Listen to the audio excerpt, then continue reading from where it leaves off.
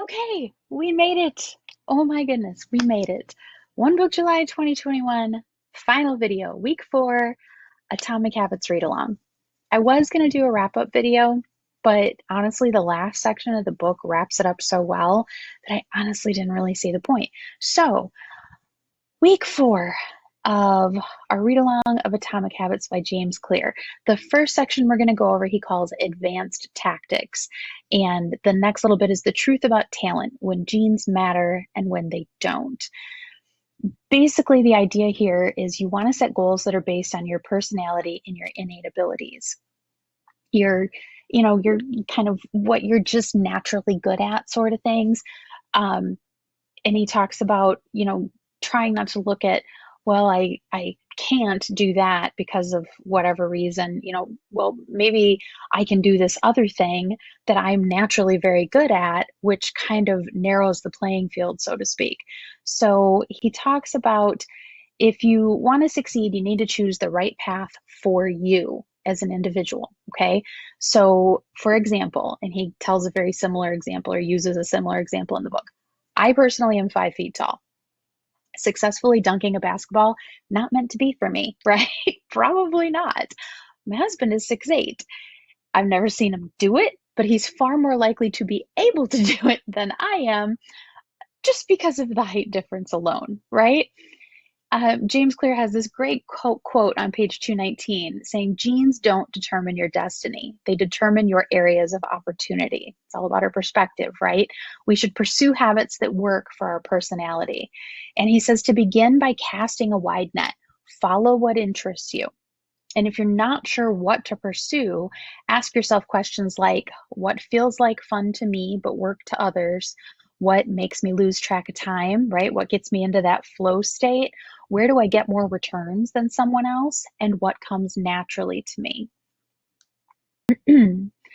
He also says combining skills can really benefit us too. And this reminded me of something I read years ago. I wish I could remember where, but I once read somewhere that genius is just the ability to connect disparate ideas in a new and unique way.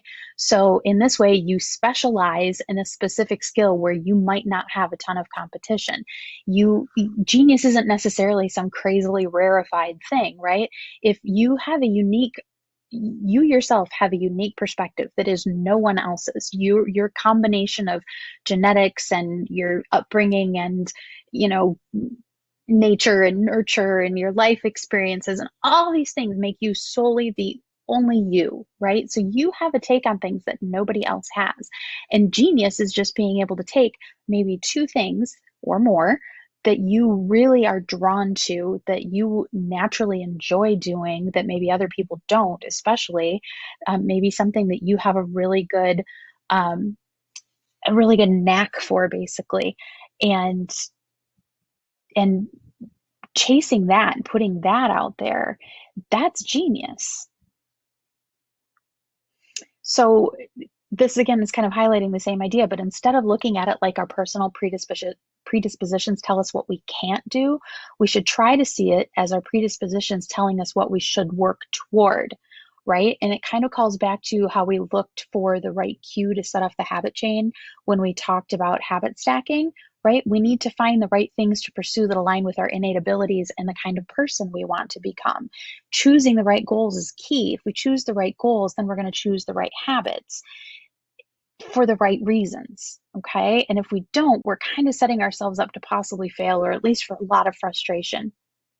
And the next section is called the Goldilocks Rule, how to stay motivated in life and work. He talks about how we don't want to pursue goals that are like way out of our realm. Okay, so the example James Clear gives is of playing tennis. If you play tennis against a kid who doesn't usually play tennis, you're going to get bored because it's going to be too easy. If you play against a pro, that also isn't going to help because it's going to be too hard. We want to find the Goldilocks zone where a goal is just challenging enough to keep us wanting more, but it's not so difficult that we want to quit. Okay, there's like a sweet spot in there. So he talks about how starting a habit easy is necessary at first. That's our 3rd law of behavior change, make it easy. But we do have to incrementally level it up once we master that easy level.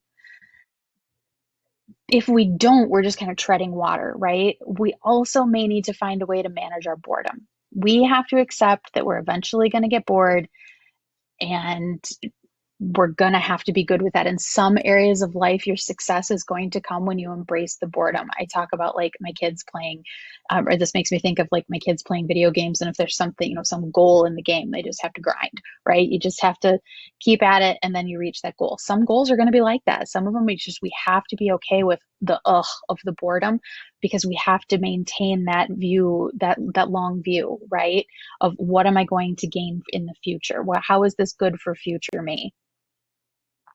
And then he talks about the downside of creating good habits. We've talked a lot throughout the book about making habits become automatic so that we can kind of do them on autopilot, right? And in a lot of cases, that's super helpful. But with some habits, that's not a good thing, because we start to let little mistakes slide, and that creates issues. And it's kind of like enough cracks in the pottery that water starts to leak out, like letting little mistakes slide. Eventually, you're not really maintaining that habit anymore. It's not really applicable to stuff like, oh, I brushed my teeth every day, or, oh, I wanted to, things like that. It's not really applicable to that. You either do it or you don't. But the higher level things, they need better attention than that. They need more of your attention than to just be done on autopilot. We have to kind of combine automatic habits with deliberate practice. So he talks about mastery and reflection and review, and that those two things together kind of help us deliberately practice those higher level habits. So James Clear defines mastery as the process of narrowing your focus to a tiny element of success, repeating it until you've internalized the skill, and then using this new habit as the foundation to advance to the next frontier of your development. It reminded me a little bit of that 2-minute rule that we talked about in the week 3 video. Doing this small portion, this very step 1 or step 1A, even the 2-minute rule. What can I do under 2 minutes? And mastering it, then use that to go up to the next step. And eventually you're moving on to very big goals. Reflection and review is the other thing that plays a big part in it. It plays a big, huge part in my planning system. I know that when I am not good about doing reflection and doing review, everything kind of just falls apart for me. Like it's a step in my planning system that I need. They're also important in forming good routines and habits. Reflection and review gives you the chance to fine-tune your decisions. So if at the end of the week you look back at all the choices you made, especially those regarding your habits and your goals, and you learn from them, what could I do differently? And then at the very end, he sums up the book perfectly on page 252. He says, sometimes a habit will be hard to remember and you'll need to make it obvious. Other times you won't feel like starting and you'll need to make it attractive. You might find a habit too difficult and you'll need to make it easy. And sometimes you won't feel like sticking with it and you'll need to make it satisfying. I thought that was a great way to kind of summarize the whole book. So that is it for Atomic Habits by James Clear.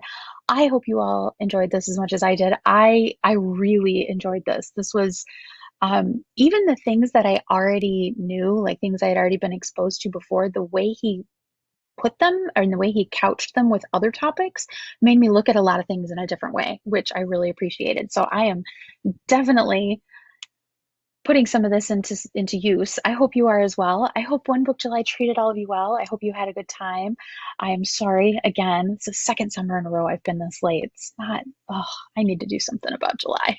So I hope to talk to you all soon. Thank you for choosing to spend your time with me, and I will see you later. Bye-bye.